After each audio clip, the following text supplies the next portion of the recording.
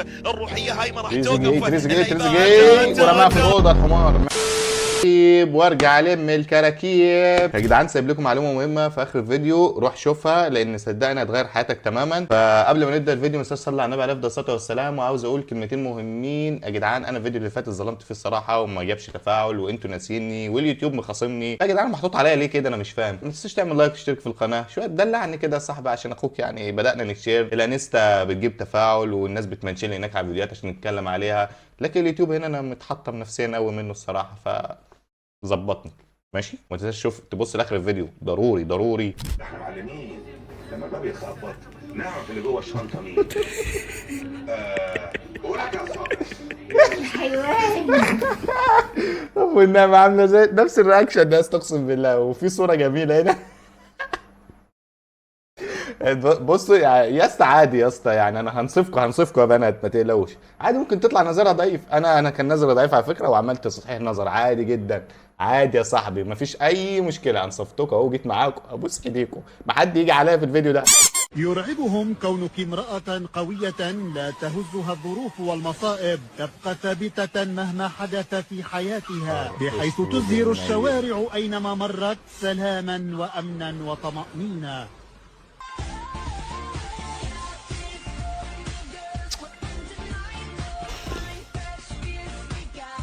يا جدعان هي مش قادره انصفكم، مش قادره اقف معاكم في الفيديو الصراحه. يعني ما كل ما احاول اجي معاكم بتحدفوني.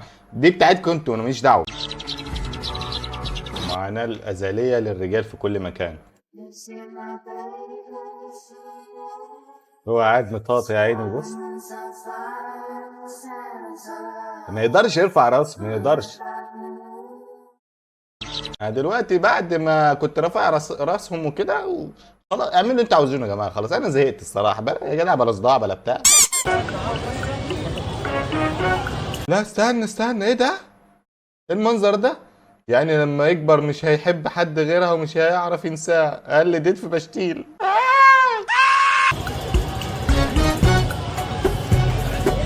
والله العظيم ده انا اللي صغير اقسم بالله. وانا اقول امي مقطماني في الراحه والجايه يا فاشل يا مش عارف ايه يا ايه. انا بتغسل واخداني غسيل ومكوى بتستفني كل يوم. يا جدعان هتتجوز امتى؟ مش بتفكر تجيب عيال؟ مش عارف. وانا قاعد حزين كئيب بتوحد. مش حاسه بيا ان انا كل ما عمال اصغر اكش مكاني كده. مش واخده بالها من الموضوع ده. وفي الاخر اشوف الاشكال دي. يا رب ارحمنا يا رب. المصريين هم نازلين يشوفوا موضوع الحظر تمام ولا لا. اهو يا جدع انا والله كنت شايف نفس المنظر ده امبارح واول امبارح في الزحمه كده يا جدعان في الشوارع. الناس انطلقت في الشوارع خلاص. يعني الكافيهات والحاجات اللي كانت لماهم ما بقتش موجوده. فاهم؟ اي نادي اي مكان ما بقاش فاتح دلوقتي. فالناس كلها انطلقت في الشوارع. يلا بقى استحملوا شيلوا. بس هتستحملوا حاجه تانية نسيت اقول عليها. تعدد السكان. مصر هتزيد يا جدعان. هي من الجايه دي. ادي اخرة قعدة الواحد في البيت. تعبنا. بقى بيسمع حكايات ليها العجب. ايه؟ بتحكي لي انها لقت حمامة الصبح في البلكونة وصعبت عليها قوي، فحطت لها فول وذرة عشان تاكل. ما كلتش وطارت، بس صورتها الحمامة. ده بجد دي بومه دي ولا صقر ولا ده ايه ده؟ انا متأكد بومة. ان من النظرة بيقول بومة. لها يعني انا حمامة يا ولية. هو في استقلال اكتر من كده؟ انت يا ست انت مش عارفة بتكلمي مين؟ انا عايز اقدم اعتذار رسمي للصقر المحترم اللي زارنا النهارده. انا لو موجود انا مش عارف والنعمه مش باين قوي. من انا اتلخبطت ما بقتش عارف ده صقر ولا بومه. وجبت معاك بحتتين لحمه. احنا اسفين يا ملك الجو. اللي ما يعرفك يجهلك. ايه اللي ما يعرفك يجهلك؟ ايه اللي انا بقوله ده؟ ما اللي ما يعرفك اكيد هيجهلك. انا بدات رجيم قاسي النهارده، ده اول يوم. هي بدات رجيم وانا لسه اكل. بس بشرط اني هاكل من اي اكل 3 اطماط بس. يعني ايا كان هو الاكل ايه هاكل 3 اطماط وبس. تمام؟ لا واحده لحظه واحده. يعني طب ما غلط برضو. الرجيم غلط. يعني انا كل اكل هاكل منه 3 اطماط. ما انا ممكن قدامي 20 صنف. ما فين الرجيم في كده؟ ماشي. اكلت اول واحده ثاني قطمه. سيبك من الفيديو انا مع الاغنيه انا بسيح. انا اصلا حاسه ان انا ابتديت اشبع بس اكل الثالثه عشان ابقى ماشيه مظبوط.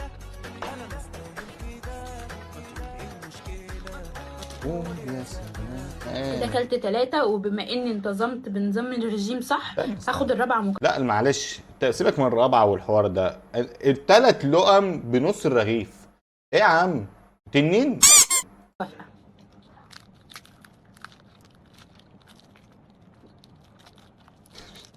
طب سمي أنا طيب بدأت سمي الجيم انت المفروض كانت تسمي قبل ما السندوتش ما لحقش يدول دعاء السفر يا جدعان شفط.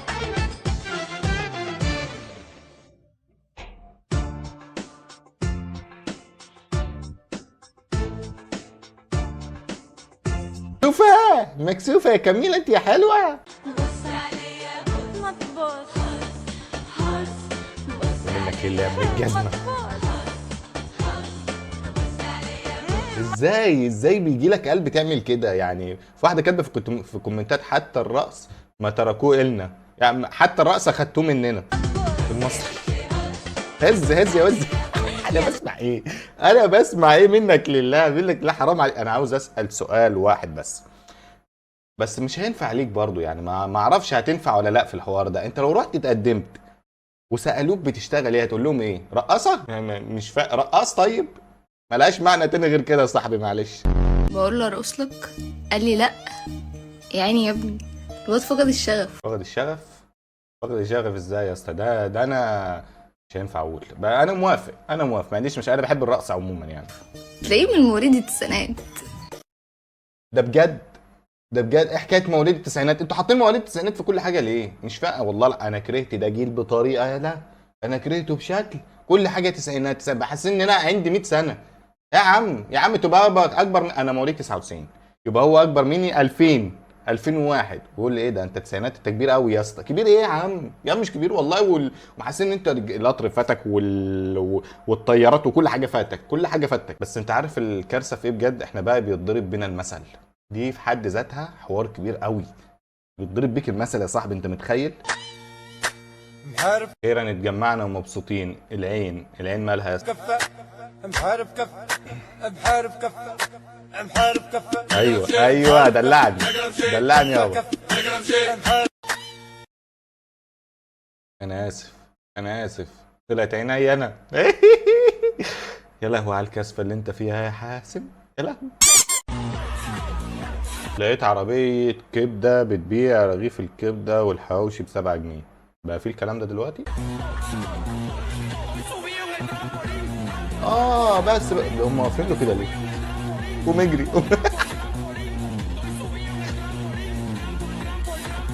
نهار ازرق يا نهار ازرق. انا سدت النفس يا جدعان. بس عاوز اقول لك حاجه، انت تقريبا اكلت الزعيم بتاعهم. واقفين لك وقفه غريبه يا اسطى، وتخيل انت اكلت برضه لحمه كلاب. معلش بقى نروح شويه ببجي عشان انا بعشقها الصراحه. ايه ده؟ انا سامع صوت البخه بتاعت البرفان. هو صوتها كده.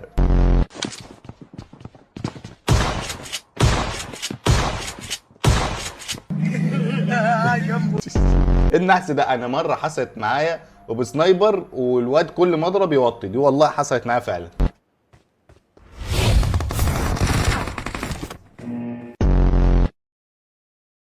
ايه السلكان ده؟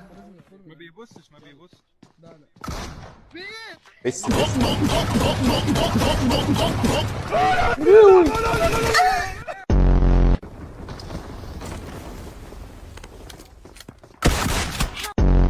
المومنتم هذا ما راح يوقف، الروحيه هاي ما راح توقف. تريزيجيه ورماها في الاوضه الحمار. ماشي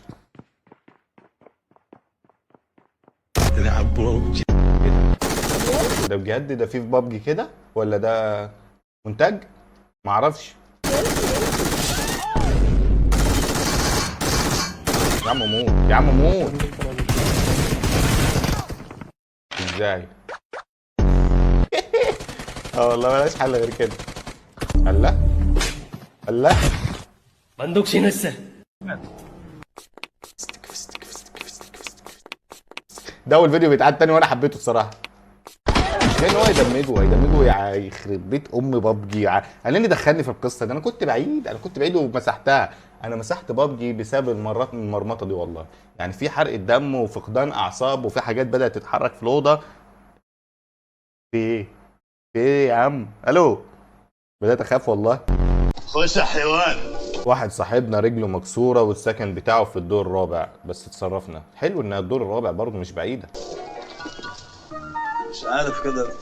فكرني التلاجة شلتها على كتفي، كانت في القاهرة. العمارة دي كانت 21 دور، انا كنت بطلع التلاجة دي الدور السابع، والسلم شمال، يعني مش يمين كده، لا شمال. فبعيد عن الدخة اللي انا دختها، ان ظهري فضل واجعني لحد دلوقتي. الموضوع ده بقاله 5 سنين، فانا ظهري لحد دلوقتي واجعني اقسم بالله يا جماعه. يعني كان صعبه فعلا. حاسس ان في حاجه غلط، بس شايف ده مبسوط. الوجع. وجع وحياة ابوك الحلو كده. والله يا انت هتشكر بزوري عيبه وخدها. وبتشكح ليه كده؟ 15 جنيه يا عم اللي كنت واخدها منك عشان خاطر اللي عندك نوتك في ليلتك يعني. الله يا اسطى جامد اقسم بالله جامد. بس حاجه حلوه ان في عز المرمطه دي يعني بيضحك ومبسوط. بس انا عاوز اعرف حاجه، انتوا بتقدموه قربان ولا في ايه يا عم الشيله دي؟ الناس كلها شفتاتها قلت وزعلانه على اكل عيشها، قول الحمد الا لله. بتاع المخدرات الشفت بتاعه كبر بقى من 9 بدل 12. حصل يا اسطى.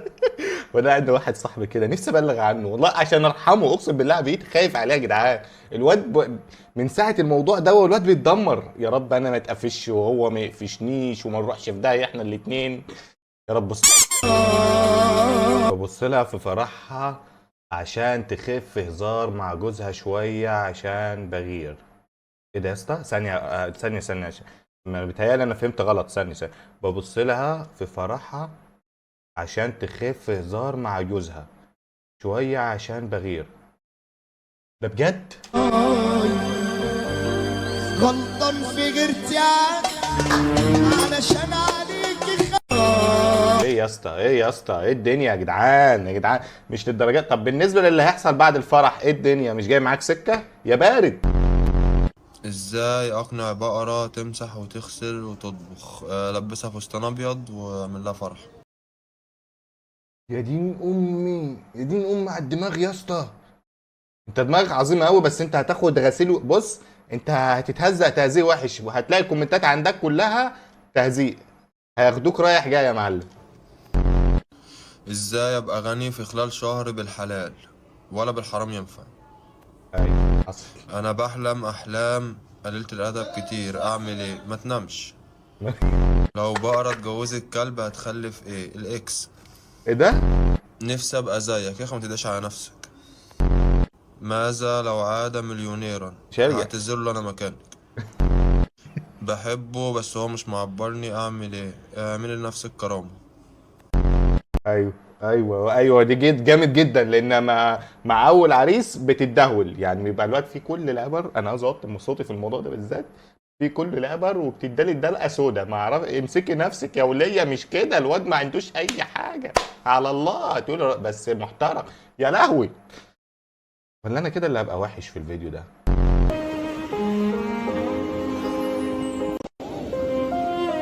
المحل لسه فاتحه بعد قرار الغلق الساعة 9. طبعا درج فاضي. الله يعينك يا صاحبي، الله يعينك اقسم بالله. يعني بس انا عاوز اقول لك حاجه، يعني برضو احمد ربنا على القليل، لان في ناس هتقول لك كل دي فلوس وبالنسبه لهم الدرج ده مليان حرفيا. فانت داري يا صاحبي وخلي الطابق مستور. قول الحمد لله.